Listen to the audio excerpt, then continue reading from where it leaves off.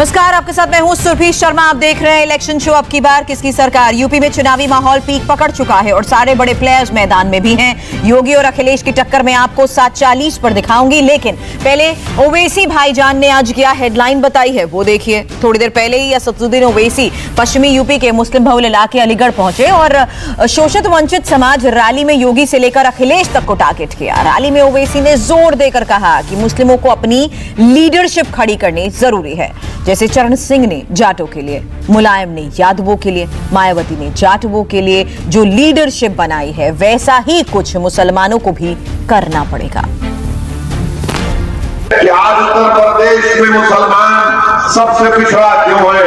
आज उत्तर प्रदेश में मुसलमान कमजोर क्यों है?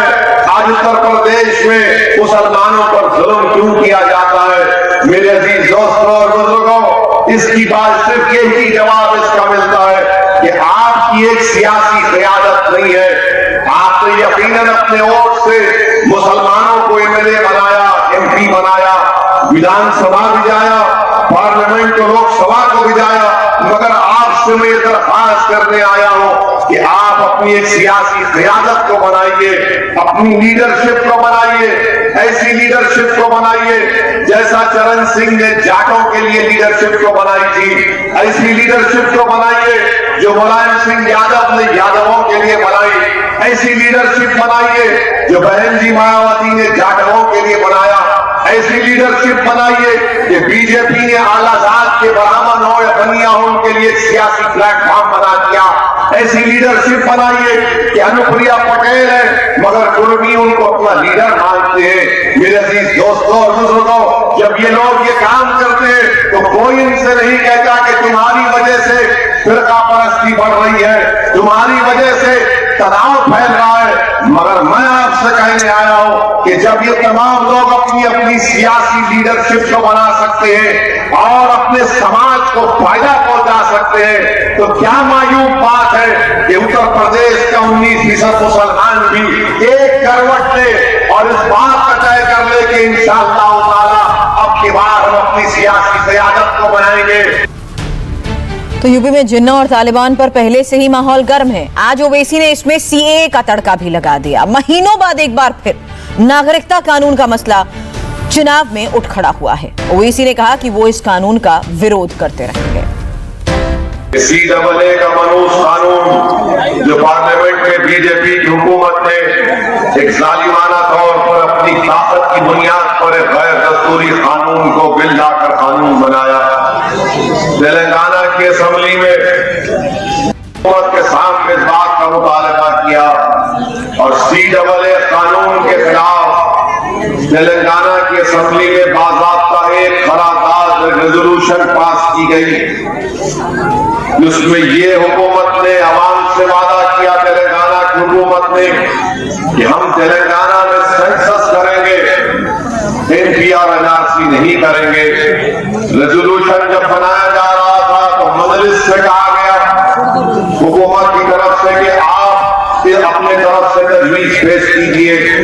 रेजोल्यूशन बनाकर हमने हुकूमत को किया, हुकूमत ने उसमें थोड़ी बहुत तरमीम की और पूरे तेलंगाना के असेंबली में इस रेजोल्यूशन को पास किया गया।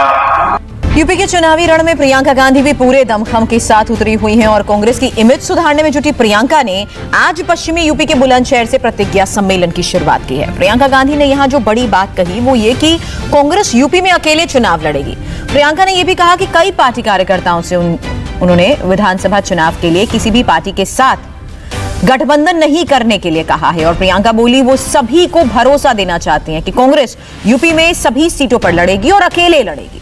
पिछला चुनाव कांग्रेस और समाजवादी पार्टी ने मिलकर लड़ा था, लेकिन तब दोनों की बुरी तरह से हार हुई थी। प्रियंका पहले ही ऐलान कर चुकी हैं कि वो यूपी में 40% टिकट महिलाओं को देने वाली हैं। जब मैं आपके बीच आई तो कई लोगों ने कहा कि कुछ भी करिए, इस बार गठबंधन मत करिए। मैं आपको आश्वासन देना चाहती हूँ, नहीं करूंगी। हम सारी सीटों पे लड़ेंगे, अपने दम पे लड़ेंगे। अगर 40% टिकट महिलाओं को मिलेंगे तो उससे भी ज्यादा टिकट हमारे संगठन के लोगों को मिलेंगे। अब आपको खड़ा करेंगे।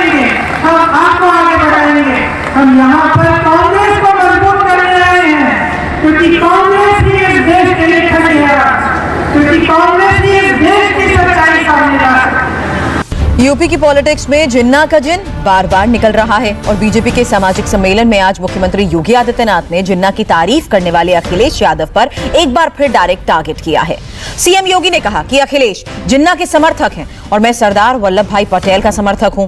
योगी आदित्यनाथ ने कहा कि सरदार पटेल ने देश को जोड़ने का काम किया था, जबकि जिन्ना ने देश को तोड़ा था। योगी ने कहा कि पटेल राष्ट्र नायक हैं, जबकि जिन्ना खलनायक। दरअसल कुछ दिन पहले ही अखिलेश ने कहा कि देश को आजादी दिलाने में जिन्ना का भी योगदान था। आपको सुनवाते हैं कि लखनऊ के कार्यक्रम में योगी ने कैसे जिन्ना पर अखिलेश को जवाब दिया। विपक्ष के पास मुद्दा नहीं, वह सरदार पटेल का अपमान करना चाहती है।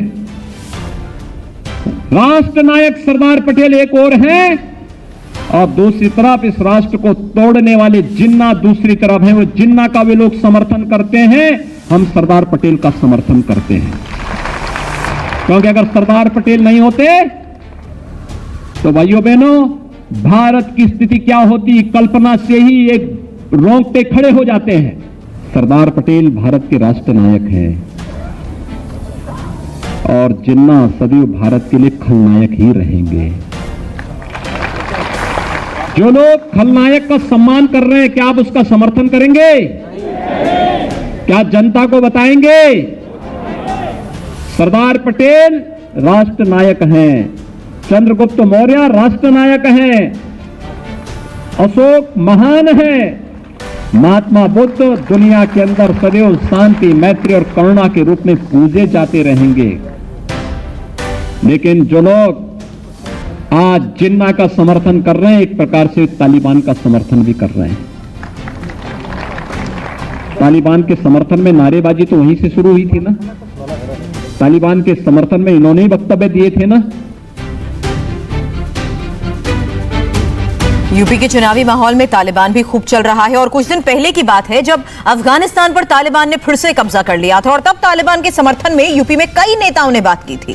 आज ऐसे लोगों को योगी आदित्यनाथ ने करारा जवाब दिया है और कहा कि जो लोग विभाजन की बात करते हैं वे प्रत्यक्ष रूप से तालिबानीकरण का समर्थन करने का कार्य करते हैं। तालिबान के समर्थन का मतलब मानवता विरोधी शक्तियों का समर्थन। हमें नहीं भूलना चाहिए,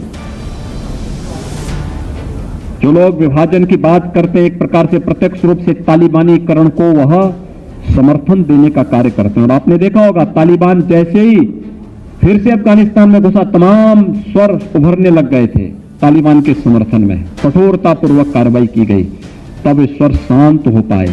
तालिबान का समर्थन का मतलब मानवता विरोधी शक्तियों को समर्थन देना, बुद्ध के शांति और मैत्री के संदेश को रोकने की साजिश का हिस्सा है तालिबान का समर्थन करना। महिलाओं और बच्चों के विरोधी तालिबान के कृत्यों का समर्थन करने का मतलब महिलाओं और आधी आबादी का अपमान करना, बच्चों का अपमान करना। और कुछ लोग उस दिशा में आगे बढ़ाना चाहते हैं, हमें उससे सावधान होना होगा। योगी आदित्यनाथ आज लखनऊ में बीजेपी के सामाजिक सम्मेलन में बोल रहे थे और बात तालिबान की हुई तो भगवान बुद्ध का भी जिक्र आया। योगी ने कहा कि ये वही तालिबान है जिसके राज में 20 साल पहले अफगानिस्तान के बामियान में बुद्ध की प्रतिमा का अपमान हुआ था। महात्मा बुद्ध की प्रतिमा तोड़ने का मतलब शांति और आपसी सौहार्द को नष्ट करना। भाइयों बहनों, आप में से बहुत सारे लोग होंगे जिन्होंने वो दृश्य देखा होगा जब अफगानिस्तान के बामियान में महात्मा बुद्ध की 2500 वर्ष पुरानी मूर्तियों को तालिबान ने तोप लगाकर के तोड़ा था। आप में से वो दृश्य किस लोगों ने देखा था? आज से लगभग 20 वर्ष पहले की घटना है।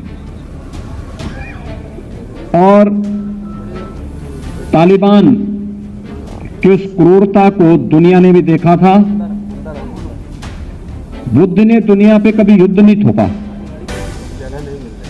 शांति, मैत्री और करुणा की बात जब भी दुनिया के अंदर होगी तो भगवान महात्मा बुद्ध सदैव पूरी मानवता के लिए प्रेरणा और श्रद्धा के केंद्र बिंदु बने रहेंगे। लेकिन शांति, मैत्री और करुणा के इस महामानव को उनकी मूर्तियों को तालिबान ने कैसे तोड़ा था, वो दृश्य भारतवासियों को कभी भी विस्मृत नहीं करना चाहिए और दुनिया में शांति और सौहार्द के पक्षधर किसी भी व्यक्ति को कभी नहीं भूलना चाहिए। क्योंकि बुद्ध ने तो करुणा की बात की, मैत्री की बात की, शांति की बात की। बुद्ध की प्रतिमा को तोड़ने का मतलब शांति को तोड़ना, भंग करना, दुनिया के अंदर आपसी सौहार्द को नष्ट करना। दरअसल योगी तालिबान और जिन्ना के बहाने अपने विरोधियों को जवाब दे रहे थे। कह रहे थे कि तालिबानी सोच से उन्हें बचना चाहिए। तो जिन्ना को महान बताने वाले अखिलेश यादव आज कुशीनगर में थे। वहां से उन्होंने योगी के जिन्ना वाले बयान पर तो कुछ नहीं कहा, लेकिन कल आजमगढ़ में योगी और अमित शाह ने जो बोला उस पर पलटवार जरूर किया। अखिलेश ने कहा कि योगी की सरकार सिर्फ नाम और रंग बदलने वाली सरकार है।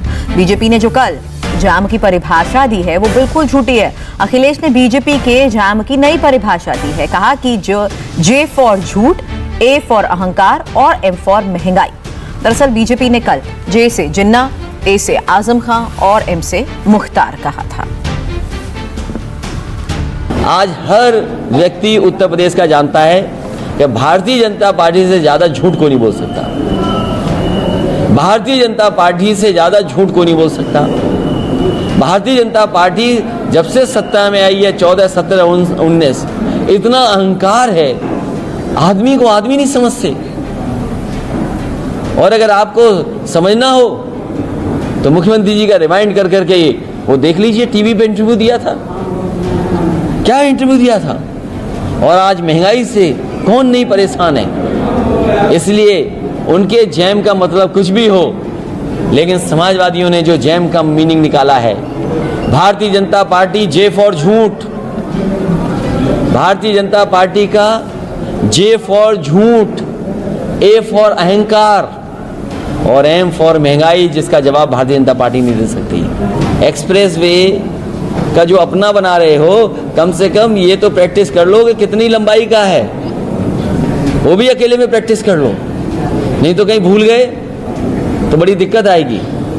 इसलिए नाम बदलने वाली सरकार, रंग बदलने वाली सरकार, जनता इसको बदलने जा रही है। और इस बार किसान ने, नौजवान ने, व्यापारी ने तय किया है, बदलाव होना निश्चित है। इंडिया टीवी हर वक्त हर जगह डाउनलोड करने के लिए सर्च करें India TV news Google play store या ऐप स्टोर पर।